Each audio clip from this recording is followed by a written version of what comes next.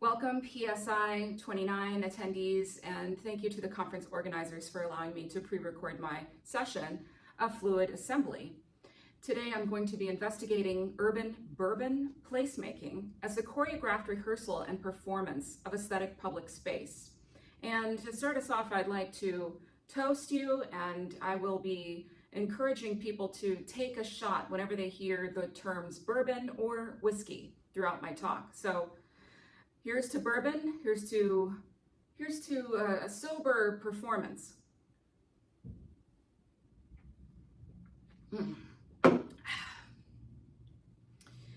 The geographic case study of my fluid research, Louisville, Kentucky, is an understudied southern city that is grappling with its world-class status in a globalized economy. It is a city that is also haunted by the remains of 20th century urban renewal, such as this, and divisive highways that decimated Black neighborhoods. But in an effort to stimulate economic revitalization of its underperforming downtown,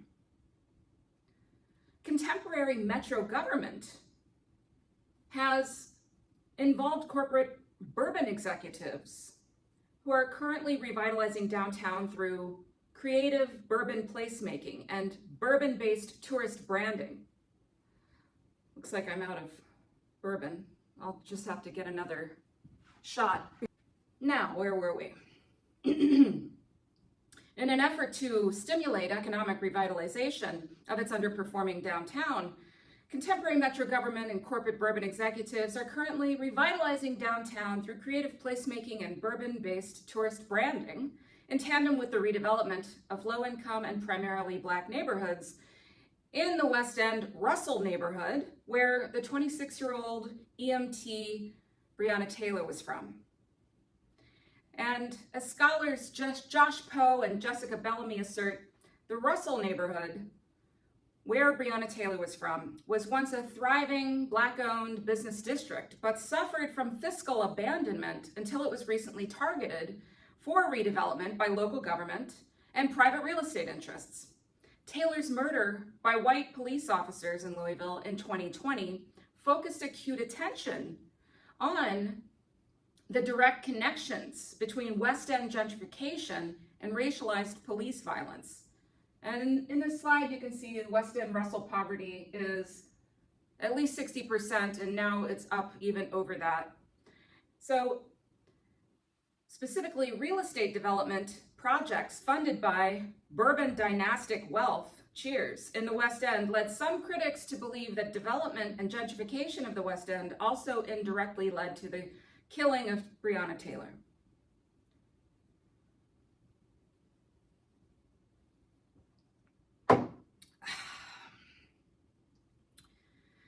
Metro government's bureaucratic creative placemaking initiative entitled the Louisville Knot on Whiskey Row was rolled out just prior to the Black Lives Matter protests of 2020 and was touted as art that would reconnect downtown to the West End at the historically segregated 9th Street Divide. And that's where this Louisville Knot sculpture has been located. And this is the 9th Street Divide, which is at the intersection of Main Street and the Whiskey Row that extends past this particular highway system, Highway 64, into the West End. And this is a racial and economic and physical divide that separates the city of Louisville. The Louisville Knot project epitomizes bureaucratic arts policy and publicity choreographies of Louisville Metro government. The design and conceptualization of the knot assists in the urban bourbon branding of downtown's 9th Street Divide as the new walkable Whiskey Row. Well, I'm gonna have to get another shot. Just 1 second. Now, the design and conceptualization of the knot assists in the urban bourbon branding of downtown's 9th Street Whiskey Row. But within the last 2 decades, Louisville has seized upon this bourbon city model, combining the public and private sector to promote Kentucky as a global bourbon tourist destination with and through art and aesthetic placemaking. Yet the city's publicity and urban arts policy scripting of the knot, which you see here and which you see me lurking upon, starkly contrasts with the physical evidence and experience of the built object in civic space. And by physical evidence and experience, I mean how the knot choreographs pedestrians and how my repeated visits to the knot re-choreograph this hegemonic urban bourbon space. My work builds upon Sensan Kwan's kinesthetic city and urban choreography as a mutual process in which bodies choreograph space and space choreographs bodies. In this Southern city context, the knot choreographs people around creative placemaking ideologies of urban bourbonism that normalize public surveillance, the displacement of unhoused populations, and the ideological acceptance of corporate branded space. Walking and protesting against the gentrified city's narratives, I reclaim Bourbon City as a critically embodied spatial expression of democratic participation and citizenship. I use embodied placemaking as an analytic to contextualize the protests of Louisville Black Lives Matter activism at Louisville's downtown Jefferson Square Park, just down the street from the 9th Street Divide and Whiskey Row.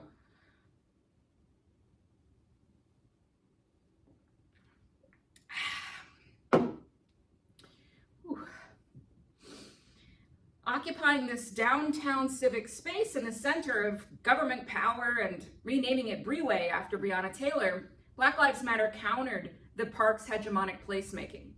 Like the Louisville knot at the 9th Street Divide, this park is haunted by Louisville's failed urban planning history, the reality of which the city's contemporary neoliberal master plan for this park, entitled Jefferson Square Resquared, aimed to redress just prior to the Black Lives Matter movement. As protesters transformed this park into Breeway, they satisfied the resquared master plans to alleviate the heat island effect downtown and to meaningfully reconnect the civic square to the larger city. Breeway was an embodied placemaking effort that materialized as a result of protesters' habitual location at the park for over 180 days, where they planted vegetable gardens in the park's decorative flower beds to memorialize Taylor and alleviate the West End's food apartheid. Through their collective acts of planting as placemaking, they literally and metaphorically seeded the square with Taylor's memory. They also temporarily re-iconized the park by installing an iconic portrait of Taylor there, and then by behanding or removing the hand from a large statue of King Louis XVI, Louisville's namesake, across the street. In contrast to the embodied placemaking and infrastructures of care of and at Breeway, a Louisville-based luxury hotel franchise called 21C Museum Hotel performed neoliberal urban bourbon placemaking in 2020 in response to the killing of Breonna Taylor. 21C instrumentalizes art for tourism, leisure class consumption, and capitalist investment to the neglect of art's agonistic potential. And I just need to replenish my glass here. 21C was founded and is owned by Laura Lee Brown and Steve Wilson, billionaire heirs to the Brown family bourbon dynasty. And 21C director and chief curator Alice Stites curates the Browns' massive blue chip art collection at 21C hotels across the country. And this is the front of their hotel museum. And you can see a giant statue of Michelangelo's David by Serkan Oskaya, a Turkish artist.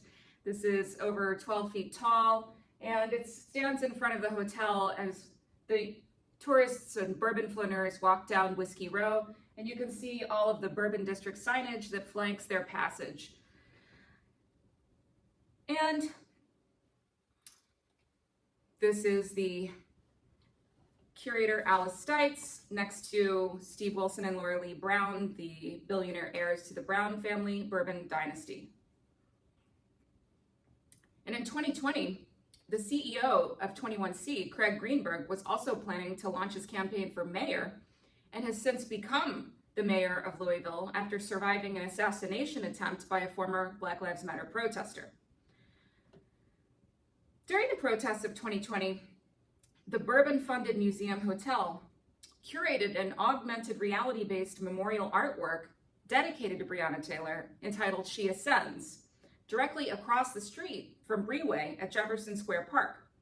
The curator, Alice Deitz, tapped Breonna Harlan, who is a socially engaged Black artist from Louisville, to exhibit a memorial to Breonna Taylor on an LA-based artist Nancy Cahill's AR mobile phone app called Fourth Wall. Before and throughout 2020, Harlan had critiqued Louisville's art institutions and was working on a qualitative report with and for people of color who had experienced white supremacy in the local art scene. The image Harlan made for She Ascends depicted not only Taylor, but another brutally murdered Black woman and civil rights activist from Kentucky named Alberta Jones, who was the first practicing African-American female attorney of Kentucky, whose case remains unsolved to this day. The image, when seen within the app, performed an artistic provocation that threatened corporate and political power structures within the socially, racially, and economically stratified city. However controversial, Harlan's memorial to slain Black women was invisible to the naked eye and thus did not draw attention from publics, including political actors such as Mayor Greenberg, who were unaware of its existence in augmented space. A month before 21C issued a press release for She Ascends, a news article announced that 21C employees claimed the museum hotel idolized Black women artists without protecting its staff. And against this labor relations backdrop and local arts institutional critique, 21C exhibited Harlan's memorial, touting it as a marriage of contemporary art and technology that promised a true reckoning with racism and injustice. Showcasing this augmented memorial to Taylor in 2020 would deflect public attention away from claims that 21C perpetuated racism and sex discrimination in the workplace.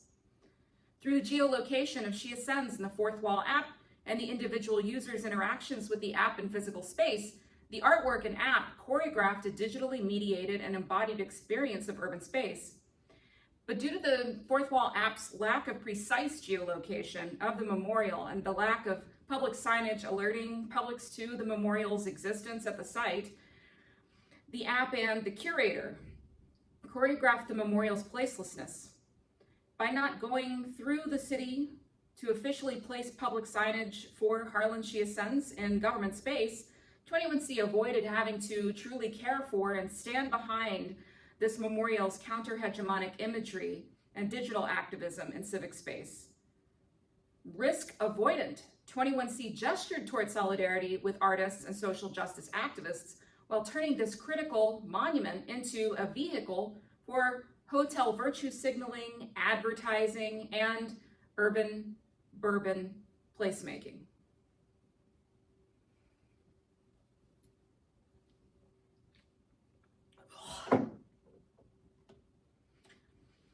During 2020, the internationally renowned Actors Theater of Louisville performed locally relevant virtual placemaking during the pandemic and protests.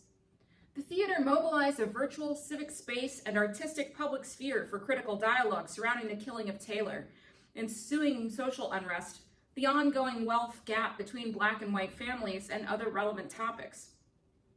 Robert Barry Fleming, Actors' first queer Black director, performed anti-racist artistic leadership and inclusive programming to redress white supremacy. The theater mobilized online, public discourse, and mutual aid for artists and communities during 2020 and 2021.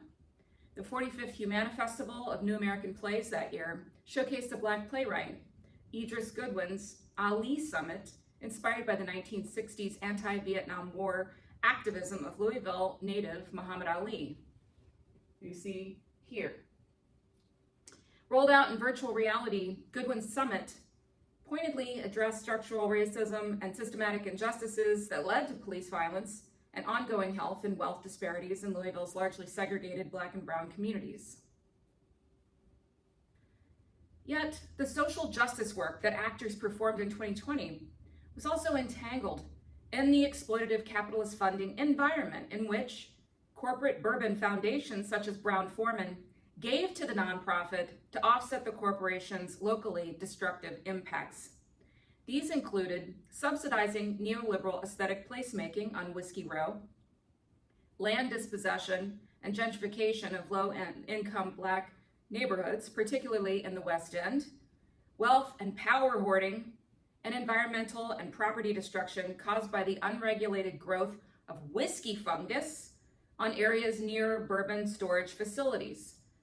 When bourbon is being stored in these facilities, it evaporates, and the evaporation causes mold spores to grow on trees that kills the trees, and mold spores to grow on property, which decimates property, and local people have no recourse for this tremendous unregulated growth due to the 425% increase of bourbon production in Kentucky. And nonprofit arts institutions such as Actors in Louisville are thus folded into a funding paradox sustained by corporate wealth generated from legacies of plantation capitalism that places the burden of local community repair on the arts, nonprofits, and their leaders. I'm just gonna get one more shot. Well, maybe more. Metro government, corporate bourbon arts franchises, and nonprofit theaters incorporate art and protest into neoliberal, digital, and virtual placemaking performances. So how might politically engaged artists resist this incorporation and sustain the creative agonism modeled by the embodied placemaking of the Black Lives Matter movement?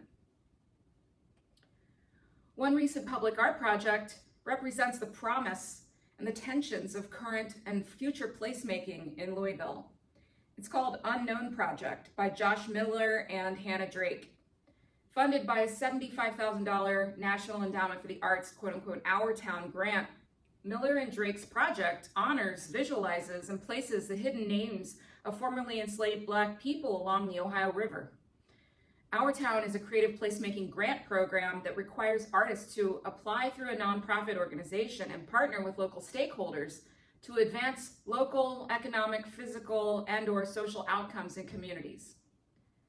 And this is the Unknown Project. You can see here there are footprints that are of unknown enslaved peoples, and they're facing the Ohio River towards the side of Indiana across the border from Kentucky, looking to their freedom. And this is the project lead, Hannah Drake, spoken word and poet from Louisville. And that's Josh Miller, who is an activist entrepreneur. And I had the luxury of participating in this ritual where we read the names of enslaved peoples that white families from Kentucky had brought forward from their own personal family archives, and we read them in a ritual ceremony. Unlike the Louisville Knot, in which political agents and corporate architects promised that plop art would deliver a better quality of life and more neighborhood integration, Unknown Project actualizes bodies assembling in public space through collaborative creative placemaking. Did I already say create? Yeah. I argue that we will need many more agonistic artistic projects like theirs as the US continues to grapple with the legacies and resurgence of white supremacy and racism and social inequality. With or without self-identified artists, agonistic and anti-hegemonic performances will continue to arise spontaneously and radically, remake Bourbon City. Thank you.